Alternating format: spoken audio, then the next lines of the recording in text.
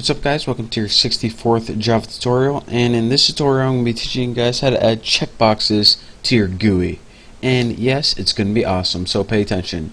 So I already got my imports right there. If you want to copy those, go ahead, but I'm going to go ahead and minimize that right now. So if you need to copy them, pause your screen, but if not, see you later. They're annoying me. So now I already made this class called GUI, and it extends JFrame like before, but I got rid of everything in the class. So now I can go ahead and start, well, pretty much making everything again. So in this program we're going to build three variables. One's going to be a text box with a sentence in it, and we're going to have two checkboxes underneath, one that says bold and one that says italicize. And whenever we click bold, it's going to bold the text, and whenever we click italics, it's going to italicize the text. So we need three private variables. So we'll name private J text field, and this is going to hold the text, and we're going to name this TF for text field. And we need two more, private J checkbox. Make sure I spelled it right. Don't want to spell it like the Czech Republic. Checkbox. And we'll just name this like bold box, because this was going to be the one in bold. And private, and this is going to be another checkbox. Why did I just not copy and paste that? And this is going to be like italic box or something like that. So now we have three variables that are going to hold the text field, the bold box, and the checkbox. One's a text field, two are checkboxes. So now let's go ahead and, well, I guess we can go ahead and build our constructor now. So public GUI, and doesn't take any parameters, of course. And let's just go ahead and, first thing, add a title, of course. Super, just put like the title. And the next thing, we need layout. Set layout, and we're just a future heads up, we're going to be actually going over how to make custom layouts in a couple of tutorials, but for now we'll just go with the default, because, you know, works pretty good. So new flow layout will give us the default layout, and now we can go ahead and start adding stuff to the screen. So that text field, we want to set it equal to new J text field. And as our parameters, the first one is just right, this is a sentence or something like that with a size of 20, and that pretty much gives us a text field in the TF variable. And now let's just go ahead and we can do stuff to that text field now.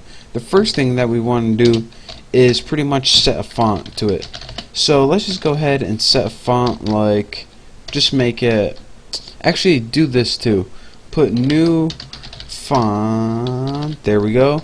And as your parameters, put serif, and don't put anything else, because Java only accepts a couple weird ones. So font plain, and plain means like not bolded, not italicized or anything, and a size of 14. So that's how you set the font. You set the font with new font method, and it takes serif, and make sure it's serif, because I know for a fact that serif, no matter what version of Java or what platform you run on, it's going to show up. So make sure you do it serif, just like that. And now that we got a text box with, it says this is a sentence, we pretty much have all the text. Now all we have to do is add it to the screen.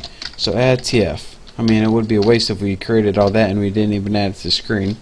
So now we got that text field right there. Now we can go ahead and make our two little checkboxes to add to the screen underneath it. So let's go ahead and make bold box, or whatever you named your variable, and let's go ahead and set this equal to new J checkbox, just like that.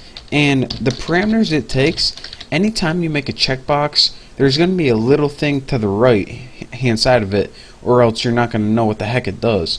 So it's like a little prompt to tell you what this text box does, or a checkbox does. I'm just going to say bold, because I mean, you don't need any more instructions than that.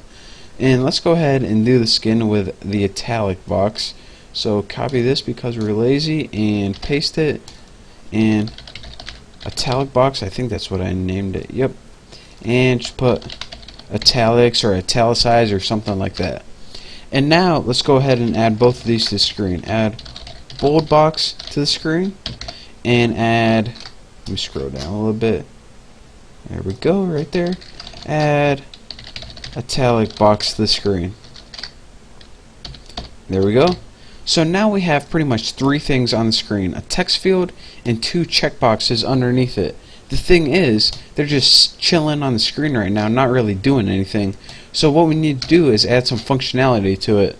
So just like before, we're going to create a new class called handler class, and we're going to name the object handler and set it equal to new handler class, just like that. And even though we didn't create that class yet, we're going to use it later on. So now let's go ahead and add an item listener for it.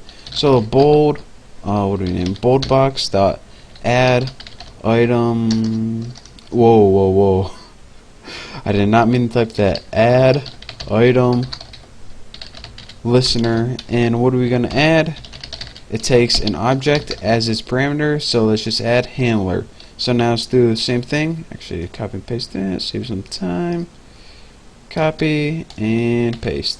Now we can do the same thing right here with italics. So this pretty much, now that we have added an action, or excuse me, an item listener, we have a listener waiting. And what this does is pretty much waits for something to happen to bold box or italic box. And the only thing that can happen is you can click it. So now something's going to happen and it's going to wait to be clicked. And when it gets clicked, it's going to recognize that it gets clicked. So now that we are able to recognize when it gets clicked, let's go ahead and make something happen when it gets clicked. I mean, you can recognize it, so might as well. So the first thing we need to do is create a private handler class. So private, whoa, not right there, right here. Private, I cannot type today. Handler class, and implements, did I spell that right? Item listener, like that. And you don't want, and for our body of our class, just like this.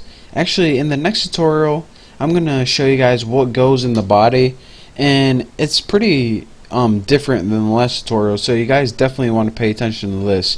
But another thing that I want to point out before I forget, whenever you put a class inside another class, and if you're saying, alright Bucky, how come you just don't put this class outside right here and make two totally different classes? How come you need an inner class to go inside this? Well, if you put a class inside another class, then this class, this inner class, it can see all of the variables and the methods in the outer class. So if you were to make two separate classes, either on the outside of this or in a totally different file, then it's not going to be able to see the variables and methods. And since we want to make this class use some of the methods and variables in here, that's why we need to put this class inside the bigger class right here. So that is why I put this handler class inside this GUI class or GUI class. But again, in the next tutorial, I'm going to show you guys, add some functionality to tell you guys, when you click this checkbox, here's what happens. When you click the other one, here's what happens. When you click them both, here's what happens to the text. But for now, that's it for this tutorial. I'm running out of time, so thank you guys for watching, and I will see you next time.